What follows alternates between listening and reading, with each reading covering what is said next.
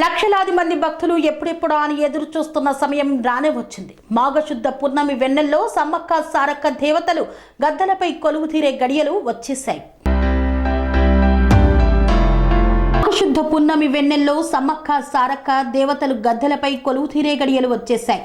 బుధవారం రాత్రి సారలమ్మ, పడిగిద్దరాజు, గోవిందరాజు ఆగమనం పూర్తయింది. ఆదివాసీ ఆచార సంప్రదాయాల ప్రకారం పూజలు నిర్వహించి కన్నెపల్లి నుండి సారలమ్మను, పూనుగుండ్ల నుండి పడిగిద్దరాజును, కొండాయి నుండి గోవిందరాజు ప్రతిరూపాలను తీసుకువచ్చి గద్దెలపై ప్రతిష్ఠించారు. ఇక జాతరలో అతి ముఖ్యమైన ఘట్టం ఈ రోజు ఆవిష్కృతం కానుంది. చిలకల గుట్ట నుండి సమ్మక్కను గద్దెలపైకి తీసుకువచ్చి ప్రతిష్ఠిస్తారు. ఆదివాసీ ఆచార సంప్రదాయాల ప్రకారం చిలకల గుట్టపై పూజలు నిర్వహించి అక్కడి నుండి గద్దెలపైకి తీసుకువచ్చి ప్రతిష్ఠిస్తారు. అయితే సమ్మక్క రాక సందర్భంగా జిల్లా ఎస్పీ 10 రౌండ్లు గాలిలోకి కాల్పులు జరిపి అధికారిక లాంఛనాలతో సమ్మక్క దేవతకు స్వాగతం పలకడం ఇక్కడ ఆనవాయితీ. జిల్లా కలెక్టర్ ఎదురెళ్లి సమ్మక్క పూజారులకు పట్టు వస్త్రాలు సమర్పించి వారికి స్వాగతం పలుకుతారు. రాష్ట్ర ప్రభుత్వం తరపున జిల్లా మంత్రి సీతక్క, దేవాదాయ శాఖ మంత్రి పూజారులకు స్వాగతం పలకడం జాతరలో కొనసాగుతున్న ఆనవాయితీ.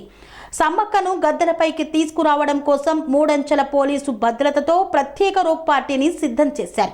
ఇప్పటికే 2 సార్లు మాక్ డ్రిల్ నిర్వహించారు. అయితే సారలమ్మను కాకా వంశీయుల చేతుల మీదుగా తీసుకురాక సమ్మక్కను సిద్ధపోయిన వంశీయుల చేతుల మీదుగా తీసుకువస్తారు. ఈ కార్యక్రమంలో చందా వంశీయులు, మేడారం గ్రామస్తులతో పాటు ఆదివాసీలు అంతా పాల్గొని డోలి వాయిద్యాలు, ఆదివాసీ ఆచార సంప్రదాయాలతో సమ్మక్కను ఉత్సాహంగా ఊరేగింపుగా తీసుకువచ్చి గద్దెలపై ప్రతిష్ఠిస్తారు. ఈ ఉత్సవాన్ని తిలకించేందుకు లక్షలాది మంది భక్తులు ఉత్కంఠంగా ఎదురుచూస్తున్నారు. ఇప్పటికే మేడారం పరిసరాలన్నీ జనంతో కిక్కిరిసిపోయాయి. చుట్టూ 10 కిలోమీటర్ల నిడివితో ఎటు చూసినా మేడారం వనం మొత్తం జనసంద్రంగా మారిపోయింది. వివిధ మార్గాల్లో మేడారం చేరుకున్న భక్తులంతా సమ్మక్క ఆగమనం కోసం ఎదురు చూస్తున్నారు.